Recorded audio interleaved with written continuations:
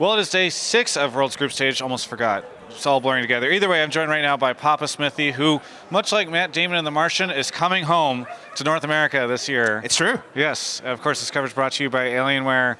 So, first off, were you back in LA yet, or have you come straight from Korea to here? I haven't really worked out the back and forth and home base and things like that, but I'm semi-moved to LA already. Just before I came out to the World Championships, I met everyone at 100 Thieves, got to see all the great stuff they have behind the League of Legends team as well, and tried to get the lay of the land, but it was kind of like a whirlwind 5-6 day thing. Now, warming up, World Championship distracting, but focusing, I'm a hardworking man. I'm working 2 jobs. Well, this is what I was going to get at. I mean, this must be mind-melting for you right now. I know you've been in Korea for a very long time. You had to go through the emotional end of that. Then you're starting this new job and moving across a continent. And in the middle of that, you have to stop into Europe to do all this stuff for a while. How are you holding up? Well, it turns out that when you spend a week in LA, a couple of days in Korea, then come to Berlin, you're a man of no time zone. Yeah, no time zone going. 6 hours sleep is what you're running on, and just trying to set the meetings, get all the stuff going. It's tricky, but that's kind of the reality of off-season, and I've added worlds to it. So you can imagine it's baby steps forward. Well, and that's one of the things I was going to ask about, too. Romain coming up to kiss you. Anyway, that's one of the things I was going to ask about, too, was you are... You must be handling off-season stuff while you're here as well. So you're, in a sense, you're doing the 2 jobs, and other people maybe not doing that on the broadcast. Is that also taxing on you? Absolutely, because you've always got something you're focusing on. There's no real reset day. We had a day off, but I had a lot of meetings that couldn't fall during the broadcast to do. So thankfully, we have a back-end team that can do some of the heavy lifting while I'm gone. I'm working at probably 60% capacity to what I would be afterwards, but just trying to make the most of it because it's an important time. You got to get all your ducks in a row because the moment free agency is a week out, 2 weeks out, then that's when the big bombs drop. So for now, at least, just trying to set up the floor so that when all the action starts, we're ready for it. So I was going to ask, is this World's your last hurrah on broadcast? Or, because theoretically, you go off, you do this job, and then that's kind of full-time. It's not like you're going to be on the LCS broadcast other than in a guest slot, right? I don't think it's going to be an au revoir. It's kind of like an a biento. There will be times where it makes sense to come back, maybe an analyst desk once I kind of work out and get the setup going at 100 Thieves. When it comes to MSI and Worlds, you see that the Officio was there at MSI. So there's scope for it, but it kind of is beholden on more than just what I want. I'm not leaving broadcast because I was done casting. I still love it. I just found a new passion that I wanted to kind of focus my attention on. But if I can divide and conquer, then why not, right? Yeah. Well, how have you enjoyed Worlds so far? It's been really interesting because I think expectations about what the meta would be have been quashed a bit, but it's also that awkward spot, right? Halfway through the second round of the group stage, you think back to last year and things really solidified during quarters. So I'm trying to get a read, trying to get a pulse because we're talking just after both Griffin and G2 have kind of blitzed their opponents. They haven't met in the final match of the day. Is that match going to be scaling versus scaling, what we saw so far today? Is the next iteration of the meta faster?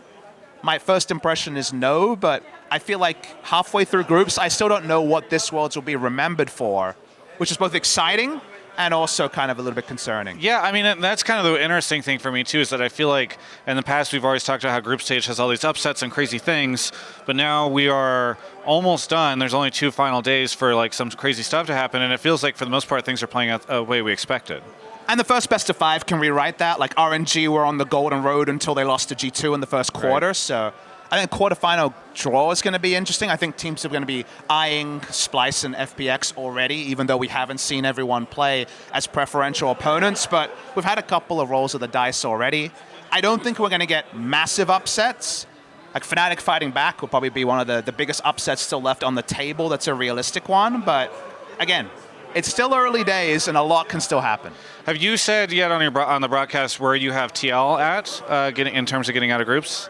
I think coming in, the temperature check was a little bit flimsy depending on who you talk to. There wasn't a lot of confidence about them, but I always looked at them as a strong team. So I think getting out of groups is very realistic. I think I'm higher on TL than most and lower on Damwon than the most, but we're talking 55-45s there. That's the group I think where it's most likely to go down to the wire. I think it's unlikely we'll have a 3-0 team on the final day of group stage. So with the trading of victories, that could be where we get the tiebreaker bonanza everybody loves. All right, well, I don't want to take you for too long, but I'm trying to think.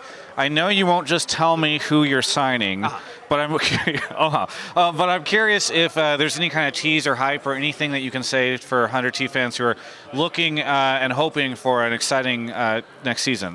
As you understand, we're very early in the off season. You know, we're a long way away from free agency. Bjergsen's already signed, so that's one cat out of the bag. Yeah. When it comes so to you don't have Thieves, Bjergsen on your team. The dream roster that people were spamming out there that I can't interact with, you know how rules work, it's not going to happen.